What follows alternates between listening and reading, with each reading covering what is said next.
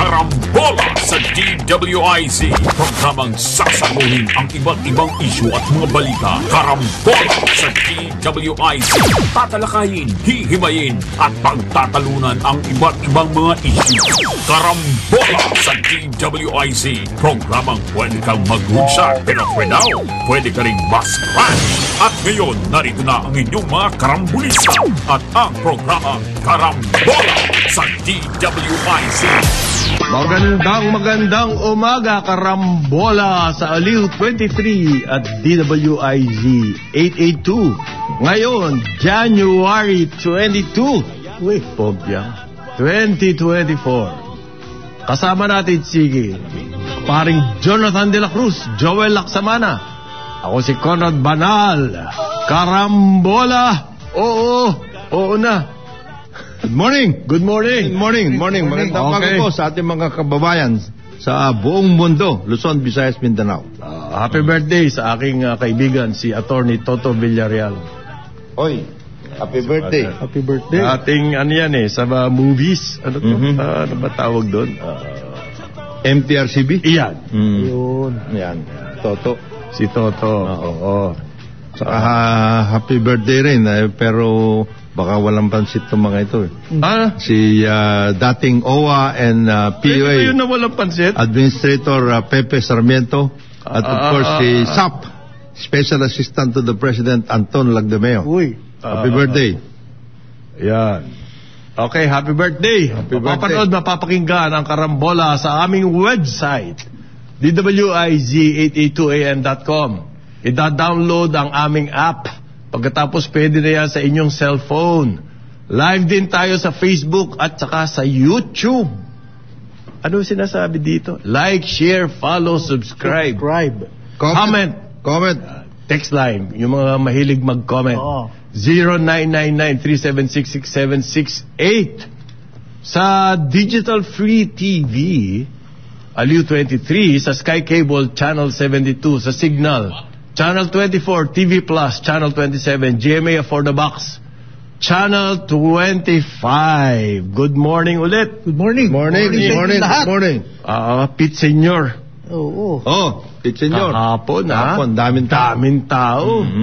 Saan? Yung sinulog at saka sa Tondo. Akala ko yung Coldplay concert. Ganyan din yun, di ba? Yung Kalibo. Yes, halos sabay-sabay ang mga yan. Isang Tondo, meron. Tondo, kahapon, meron din. Ayan ang mga pero halimbawa, meron pa mga ibang lugar. Dito sa Pasig, meron din Barangay Santo Niño. Ako binisita ko yung bayaw ko sa Pasay kahapon. Meron din doon. Grabe yung mga prosesyon. Meron din doon. Yung mga fire trucks ang ginamit na, alam mo, may makikipot ang kalye sa Pasay. Meron din doon. Buti na nakamotor ako, pasingit-singit ako. Nung mabata-bata tayo, pinupuntahan natin niya sinulog or ati-atihan. Depende, no? Kung saan ang Agos. Masayang-masaya yan. Okay. Street dance. Ano po yan fiesta. At tourist attraction siya. Maraming pupunta doon. Nangyari nga sa Pasay, after ng mga prosesyon, nakaparada lahat sa Pasay City Sports Complex. Andun si Mayor Emmy. Okay. Parang museo, dahil yung iba-ibang sizes. Siyempre, yung Santo Niño. May kanya-kanya sila. May mga costume at may... Saka may mga kanya-kanyang costume yun. Tayo lang sa buong mundo, kahapon, in the Catholic world, tayo lang ang iba ang misa. Okay. Santo Niño misa. The Holy Child. Special, permission from the Pope. Okay? Ang ating, kaya kakaiba Pati ang gospel.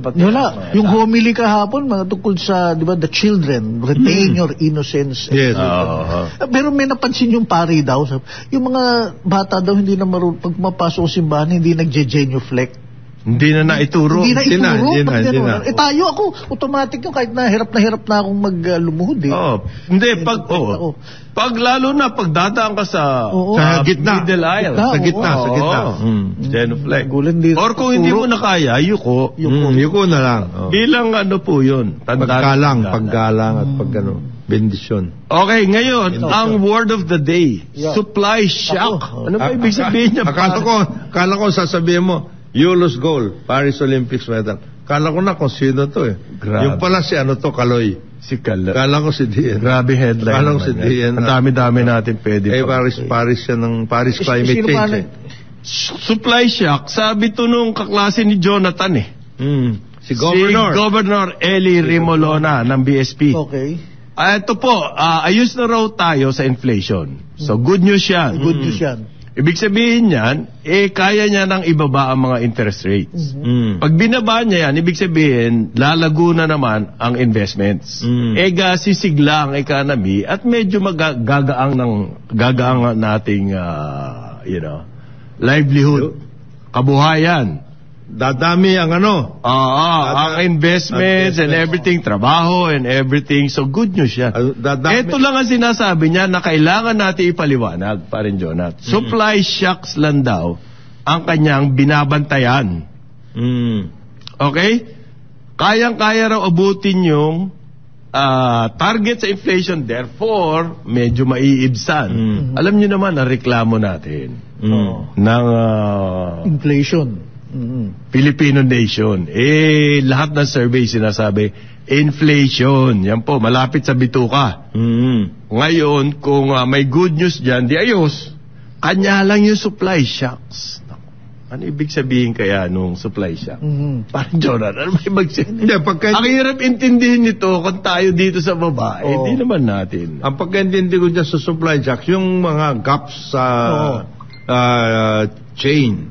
Ng from markets to consumers, right. Yung mga ganong klase. Ang sinasabi po, number one, tingin ko, ang oil price worldwide, ang sabi ng ating Department of Energy, tuloy-tuloy daw pong tataas dahil sa gyera sa Middle East. Ayan, gaya yan, supply shock yan. Supply shock po yan, yan lang Kasi parang from hindi naman tayo nagpo-produce ng langis. Ng langis. So may may problema tayo pagdating sa logistics. Supply shock yan. Supply shock. So this week po tataas na naman ang presyo bukas ng fuel. Bukas. Supply shock yan. Supply shock yan. Okay? So yan po ang binabantayan. So hindi pa tayo pwede magkampante. Okay. Ito pa, isang supply shock. Ang bigas po, yan ang number one na binabantayan, ang bigas. Last year, tayo pa rin ang pinakamalakas mag-import na bayan sa buong mundo. Ng bigas. Bigas. Okay? Supply shock sa bigas. Malaki Yan rin po yan. ang binabantayan. Harvest, kung enough harvest na. Supply shock sa Pagkain. Importation tayo na importation yung cost ng shipping at lahat, taas yan. Tumataas siya. Tataas yan. Logistics yan. Ito po, may balita tayo na ang Department of Agriculture daw, Secretary Francisco Chu Laurel Jr., naglabas ng bawal ang importasyon ng onion. Yan. Paliwanag nga natin, mga pare ko, kung paano naging part ng supply shock yan. Kasi po ang onion, sa dami-dami daw ng production ngayon, harvest season nagkakaroon ng glut. Nagbagsakan na ang presyo ng sibuyas sa farm gate. Big sabihin na nanggaling sa bukid. Bagsakan po ang presyo niyan. Okay? Ibig sabihin, binabarat ng traders ang mga nagtanim ng onion. Kasi nagiging oversupply sa tingin nila. Parang nasa 30 pesos na lang ata per kilo. Sa farm gate. 150 pesos. Hanggang 300 dyan. Sa palengke. Di ba? At ang nakita nitong si Secretary Chu Laurel, mga pare ko, ang dahilan yan, marami pa nandito. Meron pang imported. Kasi na napakadami. Na naka-cold storage. Naka-imbak. Therefore, binabarat ang ating mga nagtanim ng onions, mga farmers. Yan po ang supply shock. Kasi pag nangyari niyan, binarat yung mga farmers, hindi naman maipapasa sa atin. Kasi kinukulong nila sa cold storage. Yung mababang yung mababang kasama presyo po na yan. sa supply shock, Yan. yung manipulation. Yes. Hoarding, manipulation. Hoarding, manipulation, kasama yan. Kasama lahat siya. Smuggling, siyempre. 50 hanggang 70 na lang daw ang karaniwan. Umaabot pa ng 30 per kilo. Ang farm gate. Ang farm gate. Yan po ang problema natin. Right. Ngayon, pag hindi nagtanim, yung mga nagkandalugi-lugi, yan ang supply shock. Supply shock. Mawawalan tayo ng supply. Ngayon pa lang, supply shock na tayo. Right. Ngayon pa lang. Actually, hindi lang Kasi dami nilang ino-hold hindi lang sibuyas ayon sa Ano? Farmers Group, yung samahang industriya ng agriculture. Sinag. Oh. Okay, ano? Pati daw dapat manok Manok. o import. There should Hindi be- panabong yan. Hindi. Ito yung manok. Kinakain. Kasi puro imported chickens na naman tayo. Tama yan. There should also be imposed dahil yung depressed yung farm gate price ng manok ng Bagsak din po. parang sa sibuyas. Tama yan. Bagsak din ang presyo ng manok sa farm gate. Therefore, malulugi yung mga poultry raisers. Pag nalugi yan, hindi na yan mag-aalaga. Mababawasan ang supply. Yan. Pero ang importation natin ng chicken, umaabot yan sa 800 million kilos a year. Kaya ba natin na takpan yung? Kaya daw eh. Halimbawa ito San Miguel. Kaya nila yan. Bawat region, magtatayo sila ng integrated. Oo. Kasama na dyan yung feed mill. Hanggat maaari, nasa tabing dagat yan. Oo. Para pagdating nung imported na grains, Diretso kagad. Diretso sa silos. Sa silos. Tapos yung silos na yon, Yan ang gagawin maganda. yung feed mill. Ano maganda? Yung feed mill na yon, ibibigay sa mga contract growers. Okay? Yung contract growers ngayon, ayun lang ang papel nila, patabain, palakihin, ang manok. Tapos ibabalik yan doon sa integrated mill na yun, na complex na yon. At tapos ipoprocess at gagawing ready to eat. Ready yung to eat mahilig apart. sinasama yung cut-ups. Yes, Ganun, yes. no? Meron ng, di ba? Kompleto na, chicken wings, leg. So kung ganun ka-efficient, ibig sabihin, magmumura. Pwede yung timplado na. Di ba may ganun? Meron, ginagawa na ng San Miguel. Meron, Mediterranean na siya. Asado na siya, ganyan. Mayroong- Ano ba yung sa bakod? Inasal. Inasal. The best. Yan ang inasal. So meron yung ganon, parts, meron yung buong buo. Pwede naman natin gawin talaga yun. Kasi marami na rin dito, kagaya niyan, San Miguel, Robina, Vitarits. Yan mga yan. Malalaking producers to mga ito. Maliban pa dun sa mga backyard. Yung ang kakaiba doon sa concept na San Miguel po, yun nga yung integrated. Oo. Magmula sa feeds hanggang Sila na rin. sa kanila. Contract growing Sa kanila na rin ibibigay at i-process. Sana yung mga ibang conglomerate mag-isip din ng ganyan, ano? Ikaw naman. Profitable naman yan eh. Hindi, iniisip Mas din. profitable yung... Sustainable yan. Ika nga. Ito na mas parang joke. Ayos. Iniisip din nila yon kasi sa tabi ng San Miguel Complex, meron township. Hindi, parang real kasama- estate. Bakit naman? Pucha. Wina-work out din nila yun.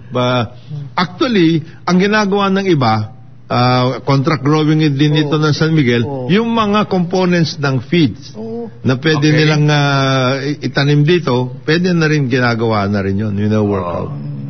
Halimbawa, ito, balita rin po, supply shock. Supply shock. Ang government daw gagastos ng 5 bilyong piso para bilhin ang mga asukal directly from sugar planters to support the farm gate price. Bumabagsak po ang farm gate price ng sugar cane dahil nga sa season. Ganyan ang nangyayari sa atin.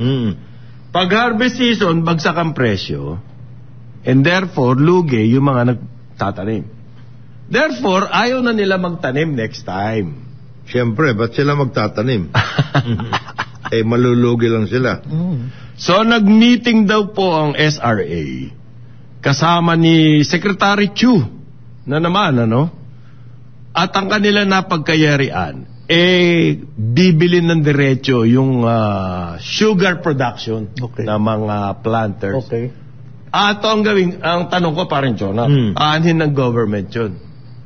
Yung sugar na binili nila, 5 billion pesos worth. Hindi, lalagak muna doon sa mga sugar mills. hahawakan muna nila yan and then available for release. Stockpile lang. Upon kapag merong mga... there is a danger. So supply management po yan. Ibig sabihin doon, ang gagawin ng gobyerno, babantayan yung supply. Kapag kumokonti ang supply ng sugar sa paborito ni paring Joel na mga supermarket. Kamukha na, ano ba yung paborito mo?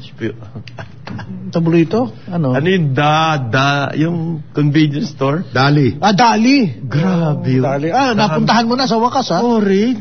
Lahat ng sinabi ko na sa'yo, pati deodorant mo galing sa Indonesia. Hindi ba? Lahat foreign ang sinda. Kakaiba, hindi mo kilala yung mga produkto. Hindi. Wala. Puro foreign. So, yan po yung supply shock. Supply shock. Gagawin ng SRA, bibili nila yung sugar, para lang makontrol. Kumbaga, nag-i-intervene. Paano yung that has always been our effort. Dapat. Ngayon, NFA ganyan din. Ganyan din. Dapat may intervention ng government para meron tayong panlaban sa mga hoarders, sa mga profiteers, etc. Ngayon, ang kailangan lang dyan sa sugar na yan, hindi yung pagdating ng araw, i-reclassify. May classification sila. Ibig ko sabihin. Ano ibig sabihin ng reclassify? Meron yung A para sa ganito. Meron B for purposes of our sugar quota. Sa Amerika. Anong pwedeng export? Anong pwedeng domestic consumption? Yan. So pag ikaw classified as export, hindi mo pwedeng ilabas dito yung sugar. Yes. Applicable pa ba yan? May sugar quota tayo hanggang ngayon. So we have to fill the sugar quota because it's earning for us some dollars. Meron pa rin yun. Pero kahit na may shortage dito, ang nangyayari usually, nag-i-import tayo para mapunuan yun. Ganun na nangyari. Kaya merong may ganansya ba naman tayo? Mas mahal ang benta natin sa US. May ganansya yung mga... Kaya po nag-iwanag ko lang yung quota. Nag-grading. Ito yan Hindi tayo... Dati naman free market yan. Nagkaroon na sugar substitute. Ano po yan? Yung high fructose. Corn syrup. Galing yan sa corn. At malakas ang labi ng mga corn states sa Amerika. Halimbawa yung Iowa. Corn producer yan kapag eleksyon ng presidente, yan ang unang-unang bumoboto po sa primary. Kaya importante yung mga primaries nila, yung Iowa kaya ang lakas ng lobby ng Iowa pagdating dyan. Corn producer sila. Bumabagsak ang corn kasi pag mahina ang benta nila ng high fructose corn syrup. So ginawa po, hindi na ngayon open market ang Amerika sa sugar. Bagkos ang Amerika nagtutulak nga ng high fructose na ibenta nila para maalagaan yung kanila mga farmers. So therefore limited na sugar importation nila. Yun yung sinasabi ni paring Jonat na sugar quota. Bakit gusto ng mga local farmers na magbenta na sugar sa Amerika? Dahil mas mataas ang presyo. Dollar ang ibig sabihin yan. So yun yung sugar quota. So paano yan? Yung part ng stock ng SRA, ilalagay ba sa domestic or sa... Kaya nasa grading nila. Depende. So ano yan? Yan yung balancing na gagawin ng Department of Agriculture. Kasi we will still be importing Kasi hindi naman kasya nun. Lalong-lalo na dun sa mga kaibigan ni Parin Joel na nangangailangan. Yun nga, iba yung asukal nila. Iba yung asukal nila. High fructose. Saka iba yung asukal na hindi daw A grade yung ating mga asukal. Kaya kailangan nila import. Ito. pinag-uusapan natin yan kasi yung supply shock. Ang Ayala Corporation, Nasyak din. hindi, papasok sila sa cold storage facilities in a big way. Yan ang mga Importante. Yan ang mga importante. Yan ang maganda. Yan mga ganyang korporasyon malalaki. So, kialam na kayo sa pagkain. Identified naman kung saan kayo pwede maglagay. Meron hong That's subsidiary. great. Oo. AC Logistics Holdings. Yun na nga, logistics.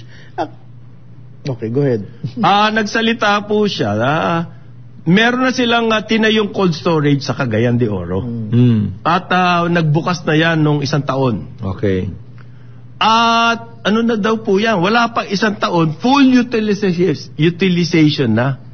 Napakalaki nito. At ngayon daw po, ng kanilang desisyon, magtatayo sila ng napakadami pang cold storage. This is what we have always been saying. Mabuti naman para meron silang diversification kasi talaga naman papunta dyan ang... Ayaw niya lang daw hong sabihin kung ilan lahat ng kanilang plano at naiintindihan natin. Trade secret na po yan. Actually, para mga conglomerate, mapasok na rin dyan, pero baby steps. Ang MVP, meron din logistics at yan, Ayala. But yun na nga, going into it a big way, well, we have to see first kung gano'ng kabig nga ang sinasabi nila. May tip ako sa inyo. Yung Ayala, yung plano po ng Ayala, AC Logistics, hindi limited sa magtatayo sila ng bago. Okay? May mga existing na. Naayusin nila. Logistics. Pero napag-iwanan na po ng panahon. Okay. Ang gagawin nila, ite-take over nila yan. At imo-modernize. Palalakihin nila, pa-imo-modernize. Actually, that should really be the case. Hindi ba? Kasi marami sa ating mga business people, mga entrepreneurs lalong-lalo na, nagtayo talaga sila. Because there was really a need. There has always been a need. Unang-una, yung pong dati existing na, kabisado ng business. And therefore, ang Ayala Group, doesn't have to reinvent the wheel. Di ba? Yung sa Cagayan, ganyan ang ginawa nila. Nag-partner sila doon sa local logistics at 6,000 pallets ang kayang i-store pa. Wow, ganda yan. Lupit nun. Laki nun. Ganon talaga dapat. Swerte kayo dyan sa mga taga-Cagayan de Oro. Meron na kayo ganyan. Ngayon, may mga identified din naman kagaya niyan. Yung mga naitayo ng panahon ng first Marcos administration. Dami niyan, pare. Dami niyan. Sports. Sa mga malapit sa mga ice plant, etc., yung ganong klase. Saka yung mga production areas, identified kasi noon ang key production areas. Kaya nagtayo sila ng mga cold storage at saka warehouses. Gone to waste yung mga ganon dahil... Bakit napabayaan ba nung araw? Wala silang interest doon. Ang interest walang vision Ang interest doon iba. Demonize ang Marcos administration. I see. Ito po yung paliwanag ng Ayala Land kung bakit napakabilis daw naging full utilization. Ilang buwan lang. Kasi daw, bago daw po sila nagbukas ng cold storage, makikita nyo sa Northern Mindanao, ang gulay ay nabubulok lamang sa yung mga nagbebenta ng gulay, lanta na yung kanilang binibenta. Yun ang virtue ng logistics ng cold storage. Ngayon, meron na ho silang paglalagyan. Ibig sabihin, maganda na ang laban ng ating mga farmers na kumita. Diyan sa Cagayan de Oro. Yan yung pinag-usapan natin na key production areas because there are really production areas. Whether you like it or not, yung mga farmers doon, farmers group at lahat, yun ang kanilang produce. It has always been there. Mabuti itong Ayala, kumilos na. Paano pa yung iba naman? Aboitiz. Kumikilos din yung Mega World. Hindi, yung mga yan... Mega World. Bilyar! Hindi, sa Mega World, alak ang kanilang... Hindi mo kailangan ng aircon na cold storage. Chilling. Hindi rin hindi magandang wine yung mga pipitsugin na brandy. Sorry. Ang dami pa po niya, big conglomerates. Yung Bilyar nagtatayo, Bilyar City. They're going to have 15 cities in the Villar complex. Hindi Yan, hindi logistics yun eh. Hindi. Real estate yun, pare. Real estate yun eh. 15 cities. Okay. They are going to work out Okay. Matanong ko na lang para kakala puro tayo batikos. Do you need government incentives or programs? They have Ties, government incentives. Private sector. Pag nag-invest ka dyan, pag nag-invest ka dyan, registered ka agad sa BOI o kaya sa CREATE. Napakaganda Kompleto yan. And not only that. At saka siguradong kita ka rito. Hindi per square meter tsaka yung Walang jackpot. Walang jackpot dyan eh. Walang jackpot. Yun ang problema They dyan. may funding sila pati. Oh. Government funding. Okay. At saka incentives. Yun. At saka yung mga yan per pallet pa. Mayroon pa silang importation na para sa equipment. Marami. Yung light machinery na naman tayo. Hindi sila mga electric fan. Hindi, light machinery talaga. So, work out. Seriously, ako gusto ko yan, kung gano'n. Tapos yan, may downstream yan. Sanay ang Ayala sa pagte-take over ng mga existing. Sanay sila dyan. At tapos pagagandahin. Pakikintabin. Ayusin. Pero gusto ko dun, ang kanilang trend ngayon, halimbawa, yan logistics.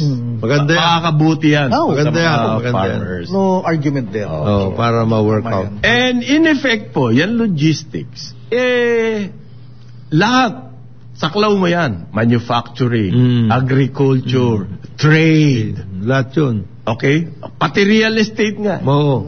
Kasi kailangan mo rin. Ang San Miguel, ang tingin nila sa sarili nila, they're a huge logistics company. Yeah. Ngayon, nagkaroon naman daw po ng, ito announcement naman ng PCO. Magkakaroon daw po ng mga urban gardens. Oo. Yeah. Nabasa ko rin yan. Saan ang urban gardens? Sa mga hospital. Hospital. Kasi para, di ba, therapy rin yan sa may mga may sakit. Hospital. So wellness, mga wellness. Kasi nag-uusap daw po si DOH Secretary Ted Herbosa at saka si sino ba yung nakausap niya? DSWD. Rex. Ayan, at campaign daw magkakaroon daw ng campaign po, magtatanim daw sa mga hospital. Sa lahat naman ng pagtatamnan, hospital pa. Ito yung urban gardening daw. Well, tingnan natin. Plano lang naman yan eh. Mahirap kasi kung tayo saan makakain. Meron kasi. Ang alam mo sa hospital, health facility. Wellness nga. It is wellness. It's a wellness center. So may mga lugar sa mga ospital na they want to turn the hospitals into wellness but how much can you produce? Yun nga eh. Diba? Sa hospital, siguro wala na lang magawa tong PCO. Ina-announce pa yan. Hindi, ito yung mga ideya na pareho silang tawag dito yung hindi, pareho silang ninong sa kasal o sa tapos nagkakwentuhan habang nandun sa maganda president yan. Ganun. Okay, 8:31 ng umaga, karambola sa Aliw 23. Balikan natin ang ating mga karambulista at ang programa Karambola sa DWIZ. Balik tayo, karambola sa Aliw 23 at DWIZ 882. Kasama natin Jonathan De La Cruz, Joel Laksamana. Ako si Conrad Banal. Good morning. Good morning. By the way, makikiramay paabot sana akong pakikiramay sa pamilya nila June Magno, yung kilala mo, photographer to dati is photojournalist, dati sa Tribune, Standard, Manila Chronicle. 58 lang siya, bro, sa Sacramento, California. 58. 57 lang siya, 4 days short of his 58th birthday. Kilala ko to si June photographer to nung araw nung 90s. Pumunta sa stage pa rin, naging tennis instructor. Ganon? Wow. But yun na nga, nakikiramay kami. May kapatid siya, no relation, hindi si Alex Magno na kaibigan. Okay. Si Alex Magno na deskman sa Inquirer, kapatid niya, mas matandang. Nakikiramay din ako sa pamilyang Drilon dyan sa Iloilo. Yes. Si Mrs. Teresita Drilon ay yumaupo. Ito ang nanay ng may bahay ng aking matalik na kaibigan. Si V. Dominguez, si Verino Dominguez na taga Imus, Cavite. Ang asawa niya si Rose Drilon. namatay ang nanay ni Rose. Kumbaga, biyanan to ni V. Dominguez. Nakikiramay po kami sa Delon family. Okay? Ngayon, ang Presidente Marcos nakikiramay din. Doon sa mga nakatira daw sa kalsada. Aray ko. Dami niyan, pare. Paliwanag po ng DSWD, naglabas daw ng executive order ang presidente. Executive order doon sa mga interesado, 52. Ang topic po nitong executive order na to, yung Oplan Pag-abot. Yung Oplan Pag-abot po yan yung programa ng DSWD. I-rescue on street dwellers. I-rescue mga street dwellers. Ang nagsimula ho niyan, si Secretary Rex Gatchalian ng DSWD. Ang paliwanag nila, I'm sorry. Okay. Yang executive order na yan, ibig sabihin, institutionalized na po yang programa na yan. Pero ganito po ang ginagawa ng executive order. Magkakaroon ng interagency committee. Yun lang ang move nila. Okay. Interagency Committee. Ako, kinakabahan ako sa mga interagency sa mga committee. Matagal na ho natin problema yung street dwellers Okay? Ano ba talaga kailangan gawin dyan? Bakit ang mga tao napipilitan tumira sa kalsada? Out of desperation, di ba? Wala silang pupunta. Walang matirhan. Bakit sila walang matirhan? Ganito po, kung mahina ang iyong kita, kung halimbawa nagbebenta ka lang sa kalsada, hindi mo talaga kaya ng kung ano-ano. Maski hudo sa mga area, blighted area, na may mga informal settlers, kaya kailangan mo magbayad for the space. Uupa ka. Informal settler yan, Uupa ka doon. May mga hawak ho dyan. Na sindikato yun. Yan. Kailangan mo magbayad. Okay? May rental pa rin yan. Hindi libre yun. Hindi libre yan. So, ang ibig sabihin niya, mapipilitan itong mga to tumira sa kalsada. Kasi hindi na nila kaya. And there's something wrong in our policy when it comes to shelter. Meron ho tayong price control sa apartments. Doon sa mga rental. Shelter, mga rental apartment na mababa. Okay. Ang tendency ngayon, ang mga nagpapatayo ng paupahan, wala na yan. Pumunta doon sa matataas ang rental. Kaya doon sa mga kwarto-kwarto. Lower. Napabayaan na yan. So wala na pong nagtatayo niya na private sector. Therefore, there's a huge demand. Dearth. Sabihin, kulang sa mga ganyang klase.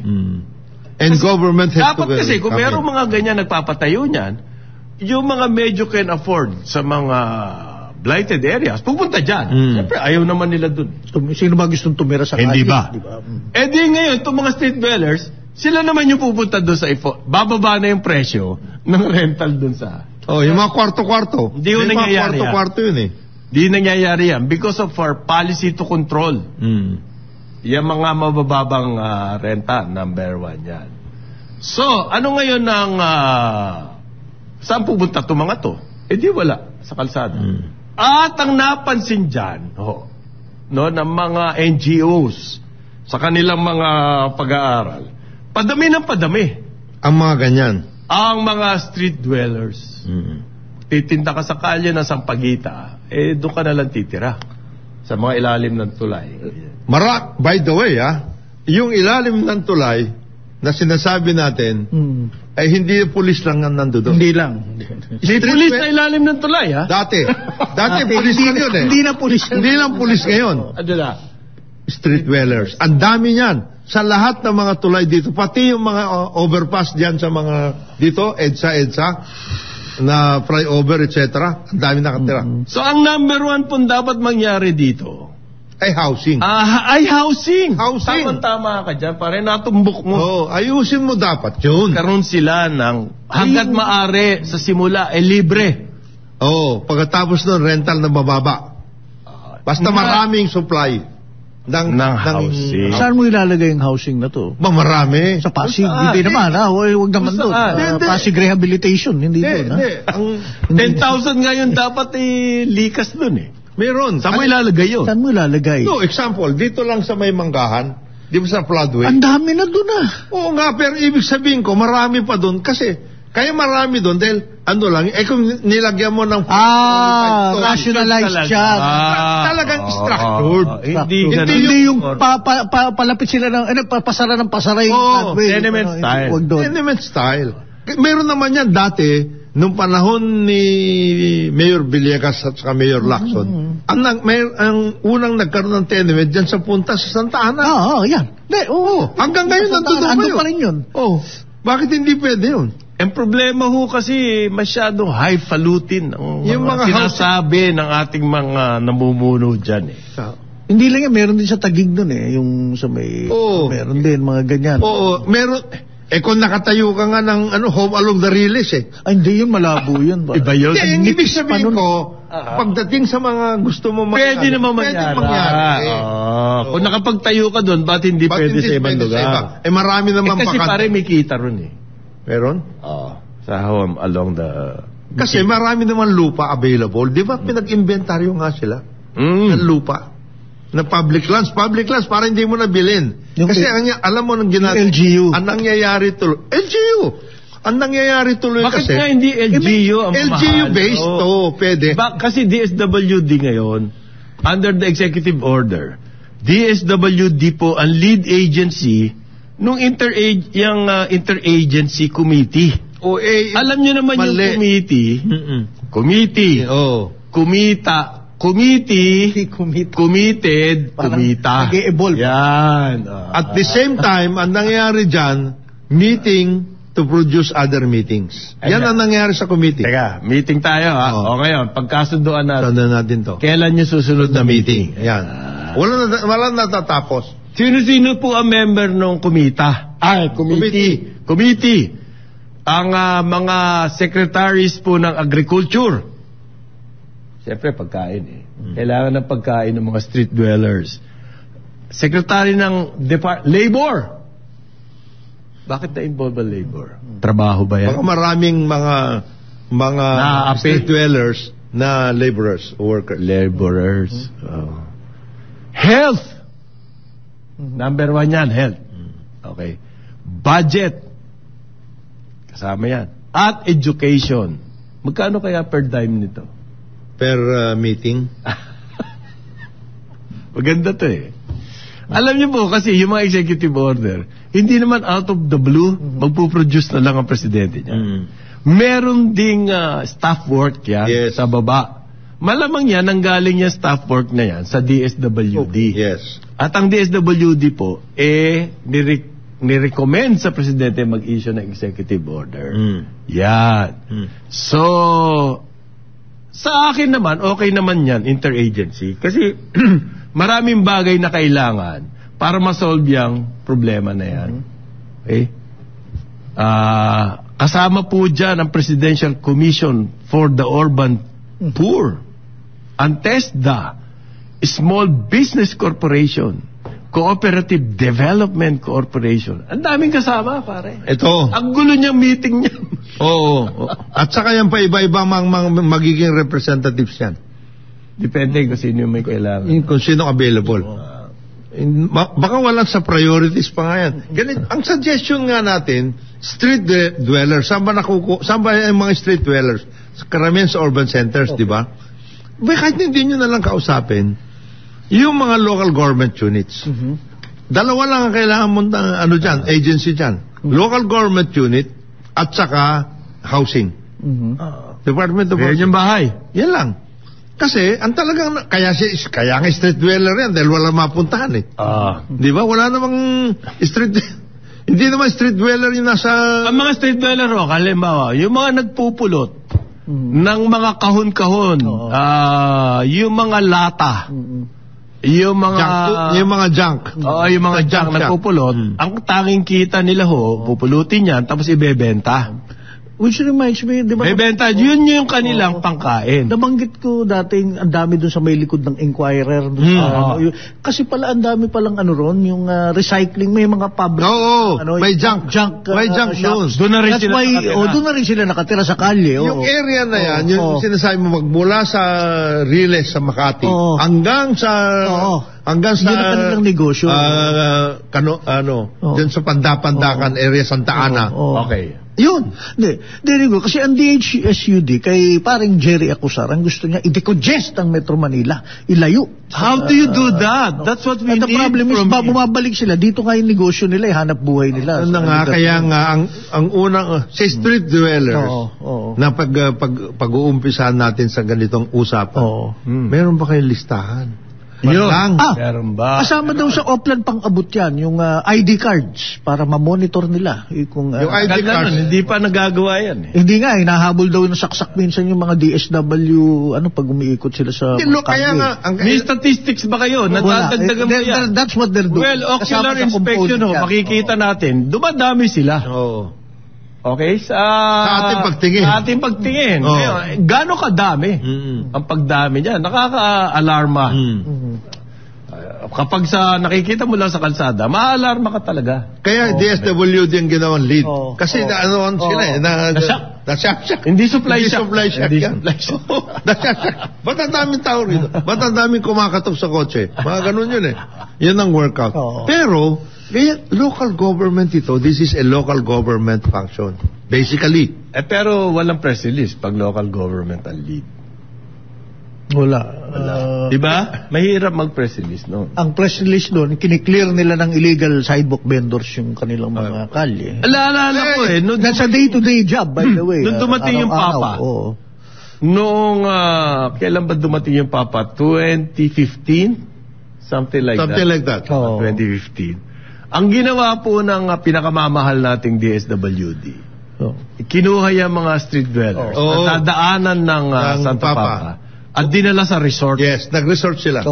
Pinaswimming. Pagkatapos nung pinabalik ulit doon ako sa sila nakatira. Yan yung napakahusay niyan. Yung mga ganyang programa. Yung intervention. Itatago mo sa Papa. Kung ako nga ilalantad ko sa Papa yun ganito po ang problema namin rito. Baka kailangan dami naman pera ng Catholic Church. Yan? Faith-based activity. Yan. Faith-based? Mga churches. Malaking contribution. Ang dami yung nagko-contribute dito sa atin. Workout. Tapos itatago mo yun. Ilalagay mo sa resort. Yun yung si resort? Yung yung mayroong kulay sa buhok May iba-ibang kulay. Multicolored. Parang Disney. Disney character. Sumakabilang buhay. Our apologies. Pero, this is basically local government and DSUD program. Yung DSWD, yes, for the transition. Yung DSWD, ang magiging papel niyan, pag nasa housing, tutulungan yan. Makahanap ng trabaho, ng pagkakakitaan, kung paano tumayo sa sarili nila. But first, sa sarili nila. Para walang street dwellers, lagyan mo sila ng housing. Para mawala. Simple lang ang dami-dami nating housing program sa plano. Marami kasing launching sino ba priority doon? Di ko alam Kaya nga priority po dyan kung sino makaka-afford bilhin. Hindi naman dapat ganon. Hindi tama yung ganong program. Hindi yan one size fits all, hindi. Dapat may iba-ibang Hindi pa pwede. Kasi kung makipot ang Amerikano mo, si Muscleman hindi pwede. Hindi pwede. Makipot ang Amerikano mo Maiksi pa. Hindi pwede siya. Hindi siya pwede kay John Mar Fajardo. Pero yung iniisip nyo malagay ng housing dito within Metro Manila, parang In city. from a real estate standpoint, parang mahirap yan eh. Marami nga sa kanila nag-gentrify, ang mahal na ng presyo ng... but the public housing program can be gentrified. Sabagay, Okay, you can kaya actually nila make yan. it in such a way na... But, Ang dapat creativity ang kailangan gawin dyan. Ang dapat i-address ng housing program natin. Yung nandun sa pinakabababa. Kasi Hindi yung kung sino kaya bumili. Hindi. Bakit ganon? Kasi pag nabili... Yung sinasabi ni Pare Larry mismo yun, Gadon na nangyari sa Valenzuela. Na matagal na natin sinasabi dito, yung socialized house. Yan. Ganyan ang ginawa sa Valenzuela. Ang nauna dyan actually, nung pa, Mandaluyong. Si Manong Ben. Mayor Ben Chairman. Avalos. Si Chairman. James. Good morning, Mr. Chairman. Masarap ang burger. Burger. Masarap. Iba yung formula. Ibang formula niya. Magaling. Ngayon ho, ito naman, yung mga nurses. Kaya siyempre, mga Pilipino, mahanap ng pagkakakitaan. Ang sabi po ng Professional Regulation Commission, yung mga, kasi nanumpa po yung mga bagong nurses. Ang sabi nila, kailangan namin kayo rito sa ating bayan. Wag na kayong mangibang bayan. Okay?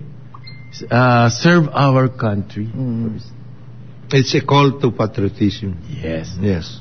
Ito lang po sasabihin ko sa inyo. Precisely, yung mga yan, kumuha ng nursing para po mangibang bayan. O maghanap ng pagkikita. Yan po ang trend sa nursing.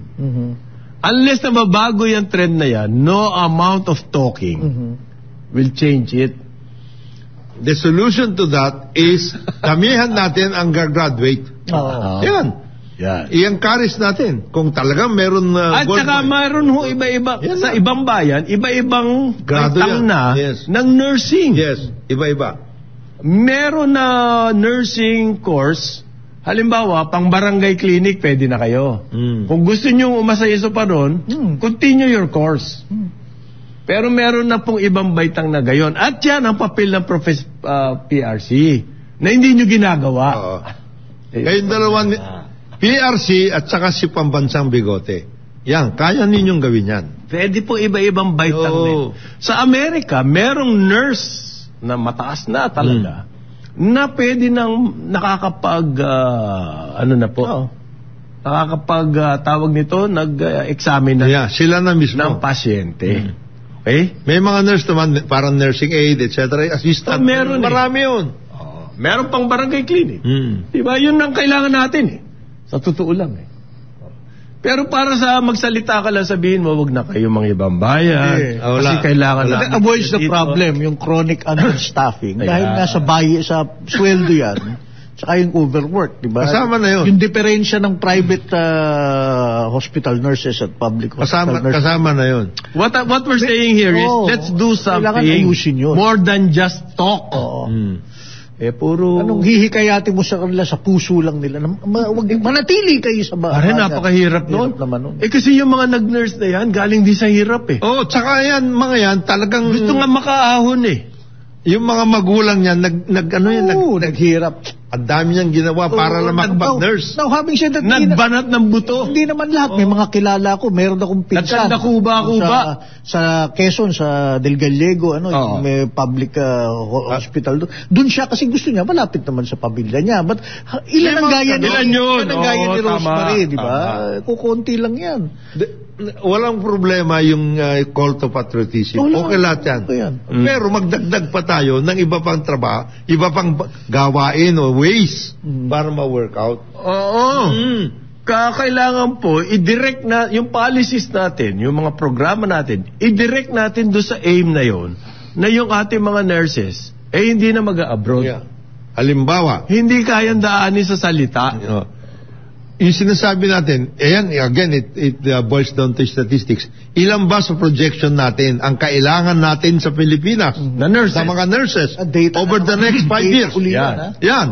Ilan ngayon ang nurses natin?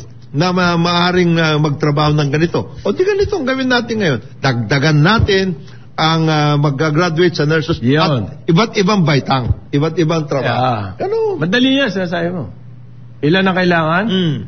Sa akin, mga mahigit kumulang yan na maraming. Oo. Yan. Yan po ang statistics natin. Ganyan. And it's an uphill battle.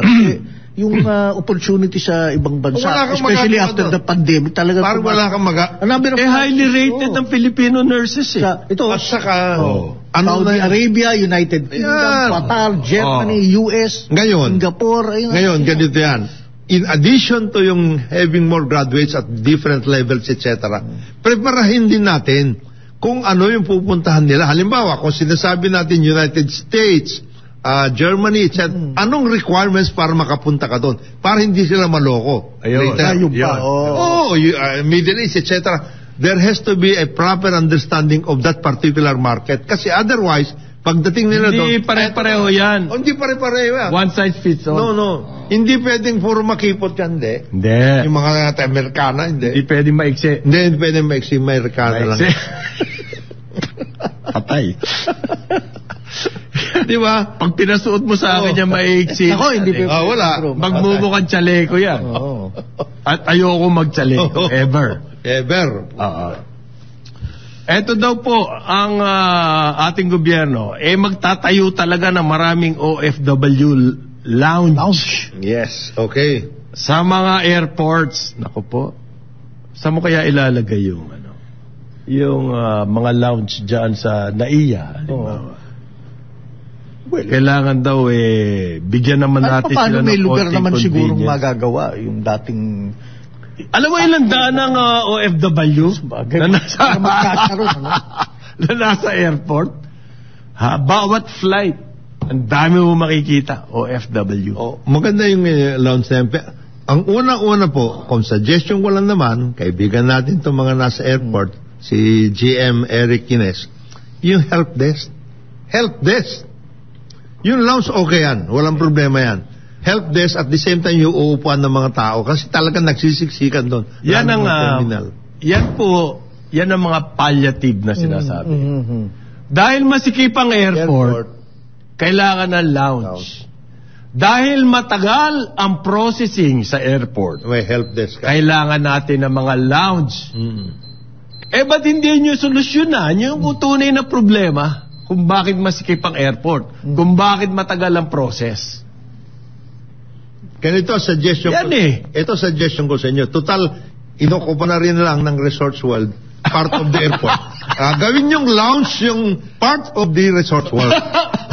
Ay, teka. 9 o'clock ng umaga, Karambola sa Aliw 23 DWIZ 882. Karambola sa DWIZ.